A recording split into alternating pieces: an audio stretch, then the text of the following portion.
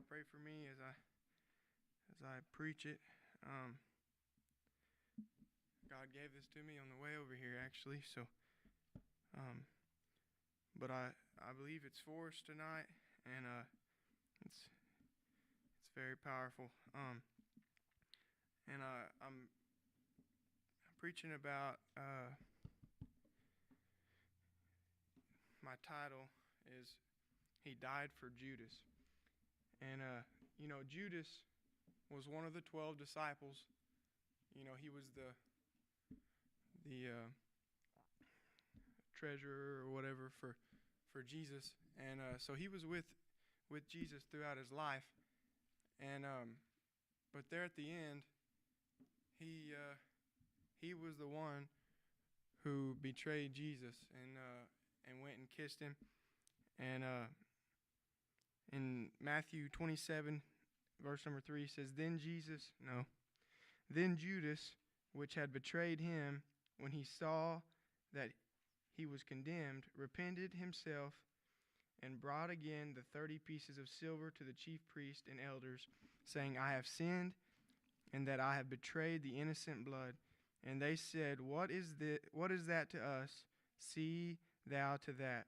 And he cast down the pieces of silver in the temple, and departed, and went and hanged himself. And then in Luke 23, verse 33, says, And when they were come to the place which is called Calvary, there they crucified him, and the malefactors, one on the right hand and the other on the left. Then said Jesus, Father, forgive them, for they know not what they do. And they parted his raiment and cast lots.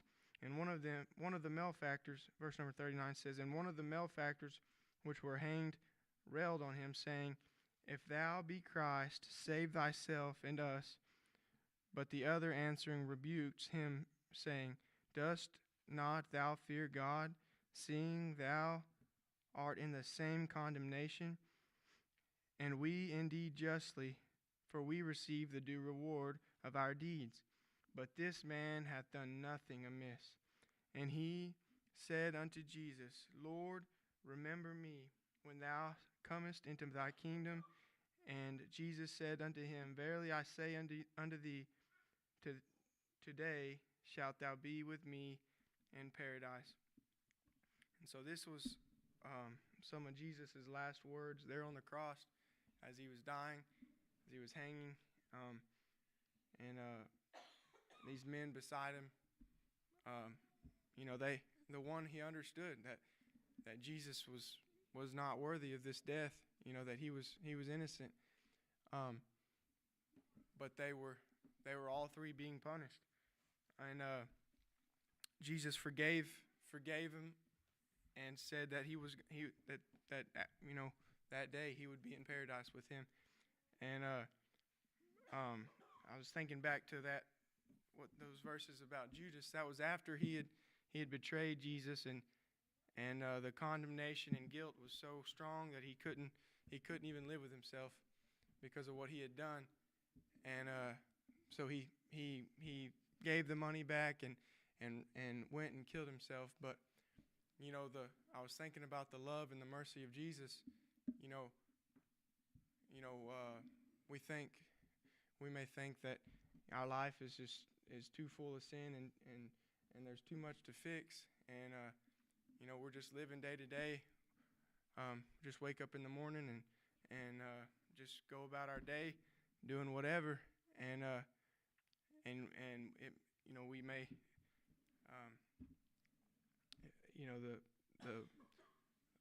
the regular sinner's life, he knows he's doing wrong, but that's just how he lives his life, and he don't feel like the grace is strong enough to match the guilt and the sin that he's living with. But I was just thinking about the mercy that Jesus came, to die on the cross and to shed the blood. It was for the guiltiest sinner, even even Judas, throughout his life, he knew Judas was going to betray him, but he never let that affect his life towards Judas. He was always full of mercy, and he always expected, he always gave him another chance. And even at the very end, Judas, he failed. He betrayed Jesus, and he didn't get saved. He killed himself, but Jesus still died on the cross and shed his blood, that even Judas could get saved, and even Judas' sins could be washed. And Mark 16 says, "And he said unto them, Go ye into all the world, and preach the gospel to every creature. He that believeth and is baptized shall be saved, but he that believeth not shall be damned. And these signs shall follow them that believe. In my name in my name shall they cast out devils. They shall speak with new tongues. And they shall take up serpents. And if they drink any deadly things, it shall not hurt them. They shall lay hands on the sick, and they shall recover." And Romans 1, verse number 15 says, "So as I am, as in me is, I am ready to preach the gospel to you that are at Rome also. For I am not ashamed of the gospel of Christ, for it is the power of God unto salvation to everyone that believeth, to the Jew first, and also to the Greek. For therein is the righteousness of God revealed from faith to faith, as it is written, the just shall live by faith." And that grace and that blood that Jesus shed, it was for everybody. And there's nothing that we've done too great that sin can't, or that grace can't pay for. And if there's anything that I live for, it's God, he told me to preach the gospel, and that is the gospel of salvation. And I'm so thankful for what salvation means and what salvation is. And I'm so thankful that whatever we've done, if we're living in sin, or if there's a sin debt that we can't pay for, there's nothing that we can do to fix it. There's always the blood, and the only salvation for the life of sin is to believe in that blood and what that salvation work can do for us. And so that's all I have. I just have a burden to